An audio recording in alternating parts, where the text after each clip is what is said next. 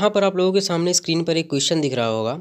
इस क्वेश्चन में हमें एक्स और वाई की वैल्यू बतानी है। तो आप लोग सोच रहे होंगे कि ये इक्वेशन तो हमारे पास एक ही है, वेरिएबल तो दो हैं, तो इसको किस तरह करेंगे। तो चलिए देखते हैं इसे किस तरह करेंगे। तो यहाँ पर जो पहला टर्म है 16 की power x square plus y वो ऑलवेज ग्रेटर देन जीरो होगा।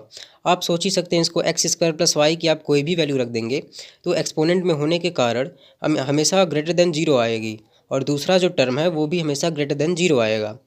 तो अब हम लोग ए एम और जी एम इनइक्वालिटी का सहारा लेते हैं। तो जो कि ये कहता है कि A plus B by two is always greater than under root A B, ठीक है। और यहाँ पर जो ए बी हैं वो पॉजिटिव नंबर्स हैं, तो आप यहाँ पर किसी भी नंबर को चूज़ कर सकते हैं ए के प्लेस पर या फिर बी के प्लेस पर। तो यहाँ पर मैंने चूज़ कर लिया और उसके बाद मैंने 2 को इधर भेज दिया और 16 को 4 का स्क्वायर लिख दिया। फिर मैंने क्या किया, फिर जो इसको हमने कुछ इस तरह लिख दिया, 4 की power x square plus y whole power 2 कर दिया, और फिर अंडर रूट से ये पावर कैंसिल हो जाएगी। तो हमारा क्या बनेगा, 16 की power x square plus y plus 16 की power x plus y square is always greater than और इक्वल टू, जो कि हमारा आप देख सकते हैं स्क्रीन पर दिख रहा होगा आप लोगों के, और मल्टीप्लाई में 2 रहेगा। ठीक है फ्रेंड्स, अब देखिएगा यहाँ पर मैंने क्या कर दिया। अब यहाँ पर जो LHS है उसकी वैल्यू हमें 1 गिवन थी, और यहाँ पर जो 2 मल्टीप्लाई में था इसको हमने इधर लेते आए और डिवाइड में कर दिया। फिर हम इसको इन्वर्स में करके लिख दिया 2 की पावर -1 और 4 को बेस 2 में कन्वर्ट कर दिया, तो हमारा कुछ ये बन गया।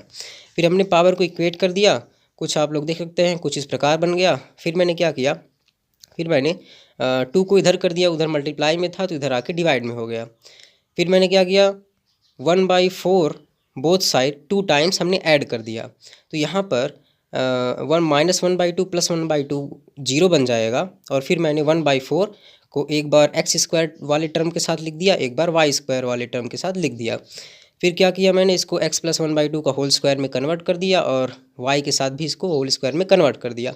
अब यहाँ पर ध्यान से देखिएगा, इसको लेस देन और इक्वल टू जीरो होना है, मतलब कि लेस देन जीरो मतलब नेगेटिव, और नेगेटिव तो ये हो नहीं सकता क्योंकि स्क्वायर है। तो सिंपली हम इसको जीरो के इक्वल लिख सकते हैं। तो यहाँ पर x प्लस 1/2 को जीरो होना पड़ेगा और y प्लस 1/2 को भी जीरो होना पड़ेगा, अदर पूरे टर्म को हमें जीरो बनाना है।